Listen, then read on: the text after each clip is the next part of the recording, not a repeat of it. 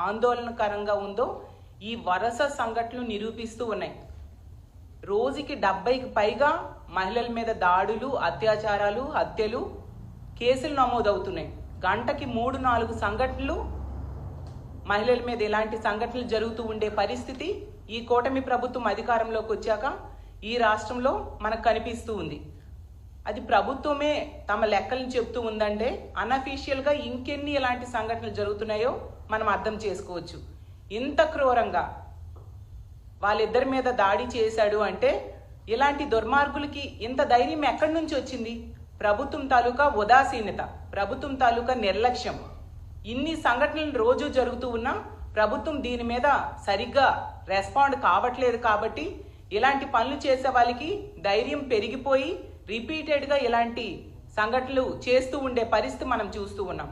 ఖచ్చితంగా ఈ విశాఖపట్నంలో జరిగిన సంఘటనలో వాళ్ళ మీద దాడి చేసిన వ్యక్తికి వెంటనే పట్టుకోవాలి, కఠినంగా శిక్షించాలి.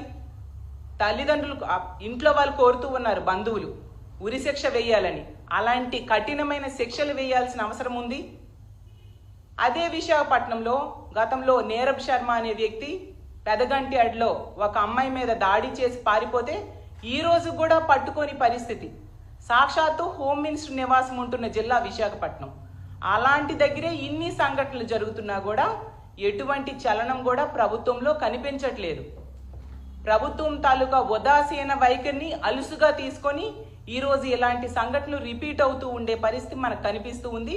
హోమ్ మినిస్టర్ గారి సొంత జిల్లాలోనే ఇప్పటికీ 22 పోక్సో కేసులు నమోదయ్యాయి. బాలికల మీద, మైనర్ బాలికల మీద ఇలాంటి సంఘటనలు జరిగాయి అంటే ఎంత దురదృష్టకరం మనం అర్థం చేసుకోవచ్చు. ఇలా రాజమండ్రి విషయమే తీసుకుంటే ఇందాకే తల్లిదండ్రులు వచ్చి మా అధ్యక్షులైన జగన్మోహన్ రెడ్డి గారిని కలవడం జరిగింది. జగనన్న ఆ కుటుంబానికి మా పార్టీ అండగా ఉంటుందని చెప్పడం జరిగింది. ఆ కుటుంబానికి, ఆ పాపకి న్యాయం జరిగేంత వరకు కూడా సహాయ సహకారాలు అందిస్తాము, న్యాయ పోరాటానికి పూర్తి సహాయ సహకారాలు అందిస్తామని చెప్పి ఆ కుటుంబానికి ధైర్యం చెప్పడం జరిగింది. 10 రోజులు అవుతూ ఉంది రాజమండ్రి సంఘటన జరిగి. 23వ తేదీన జరిగింది. ఈ రోజు కూడా ముఖ్యమంత్రి గారు కానీ, మంత్రులు కానీ, డిప్యూటీ సీఎం గారు కానీ, హోమ్ మినిస్టర్ గారు కానీ అక్కడికి వెళ్ళి ఆ కుటుంబానికి ధైర్యం చెప్పడం, అండగా నిలబడడం చేయలేదు. కనీసం సీసీటీవీ ఫుటేజ్ కూడా ఈ రోజుకి తల్లిదండ్రులకి ఇవ్వని పరిస్థితి మనకు కనిపిస్తూ ఉంది. ఎంత నిర్లక్ష్యము ప్రభుత్వానిది అనేది క్లియర్గా అర్థమవుతూ ఉంది. అలాగే తీసుకుంటే ఇప్పుడు ఈ సంఘటన జరిగింది. ఇన్ని సంఘటనలో కూడా ప్రభుత్వం ఈ దిశ యాప్ను కనుక కొనసాగించుంటే ఇలాంటి సంఘటనలు జరిగేవా? కొన్ని శక్తి యాప్ అని దిశ యాప్కి పేరు మార్చి వీళ్ళు తీసుకొచ్చారు. గతంలో అదే దిశ యాప్కి వేటకారం చేసిన వ్యక్తులు ఈరోజు అదే దిశ యాప్ని పేరు మార్చి శక్తి యాప్ అని చెప్పారు. హోమ్ మినిస్టర్ గారు చెప్తూ ఉన్నారు శక్తి టీమ్స్ పనిచేస్తూ ఉన్నాయని. ఏవా శక్తి టీమ్స్? మరి ఎందుకు వరుస సంఘటనలు జరుగుతూ ఉన్నాయి? ఎంత నిర్లక్ష్యంగా వీళ్ళు ఉండడం సమంజసమా? ఈ రాష్ట్రంలో మహిళల భద్రత గాలిలో దీపంలా ఉండాల్సిందేనా? అడుగడుగునా చూస్తే ఎక్కడైనా నిందితులు, బాధితులు ఉంటారు. బాధితులకి ప్రభుత్వం అండగా నిలబడాలి, నిందితులకు కఠినంగా శిక్షించాలి. ఈ కూటమి ప్రభుత్వం అధికారంలోకి వచ్చాక మాత్రం నిందితులకు అండగా నిలబడుతుంది, బాధితులకి ఎటువంటి సహాయ సహకారాలు అందించని పరిస్థితి మనకు క్లియర్గా ప్రతి సంఘటనలో కూడా కనిపిస్తూ ఉంది. ఈరోజు తీసుకుంటే ఈ రాష్ట్రంలో ఆడపిల్లలు ఇంట్లో ఉన్న రక్షణ లేదు, బయటికి వెళ్ళినా రక్షణ లేదు, స్కూల్కి వెళ్ళినా రక్షణ లేదు, కాలేజ్కి వెళ్ళినా రక్షణ లేదు. ఇంత దారుణమైన సంఘటనలు వింటూ ఉంటే చాలా బాధాకరంగా ఉంది. ఈవెన్ ఉమ్మడి విశాఖపట్నం జిల్లాలో తీసుకుంటే ఆ రాంబిల్లిలో చూసాం. ఆ అమ్మాయి ఆ ప్రేమ కోసం ఒకడు వేధిస్తున్నాడు అని చెప్పి జైలుకి వెళ్ళి వచ్చాక కూడా ఆ అమ్మాయి కంప్లైంట్ ఇస్తే ప్రభుత్వము, పోలీసులు నిర్లక్ష్యం వలన అతను హత్య చేయడం జరిగింది. అలాగే ఏటుకొప్పాకలో 4 సంవత్సరాల బాలిక మీద అత్యాచారం చేయడం జరిగింది. మేము వెళ్ళి ఆ 2 సంఘటనలు కూడా ఆ కుటుంబానికి ధైర్యం చెప్పడం జరిగింది. అలాగే తీసుకుంటే ఎన్నో సంఘటనలు, ముచ్చుమరి సంఘటన, అత్యాచారం చేసి ఆ బాలికని ముక్కలుగా చేసి విసిరి పారేశారు. పోలీసులు అనేవాళ్ళు మహిళల రక్షణ కోసం ఉపయోగపడాలి, ప్రజల రక్షణ కోసం ఉపయోగపడాలి.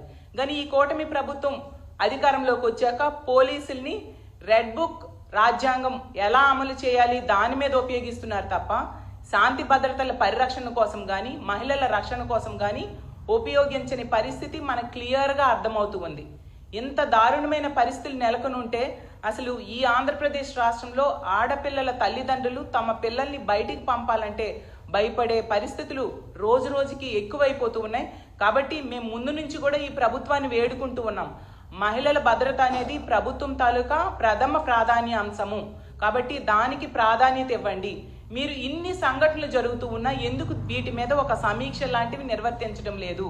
మహిళల రక్షణ కోసం ఎటువంటి చర్యలు తీసుకోవాలి అనే దాని మీద మీరు ఒక్క క్యాబినెట్ మీటింగ్లో అయినా ఒక సమీక్ష చేశారా అని నేను అడుగుతున్నాను. ఇప్పుడు రాజమండ్రి ఫార్మసీ అమ్మాయి ఇష్యూలో తీసుకుంటే 10 రోజులైనా కూడా ఆ ఇష్యూ మీద ఒక హోమ్ మినిస్టర్ గారు కనీసం సమీక్ష చేశారా? ఎంతసేపు కూడా ఆ హాస్పిటల్ యాజమాన్యాన్ని అలాగే నిందితుడైన ఆ దీపక్ని కాపాడడానికే ప్రయత్నిస్తున్నారు తప్ప ఆ బాలికకి న్యాయం చేయాలి అనే విషయం మీద దృష్టి పెట్టకపోవడం నిజంగా దురదృష్టకరం. అలాగే ఈ విశాఖ సంఘటన తీసుకుంటే ఖచ్చితంగా ఆ పాపకి మెరుగైన వైద్యం అందించాలి. అలాగే నిందితుడికి కఠినమైన శిక్షలు పడాలి. ముందు పట్టుకోండి నిందితుడిని. ఆ పెదగంట్యాడ సంఘటనలో నీరబ శర్మ లాగా ఇన్ని నెలలైనా ఇంచుమించు 5 నెలలైనా కూడా పట్టుకోకుండా పోలీసులు తమ చేతకానితనంతో వ్యవహరిస్తూ ఉన్నారు.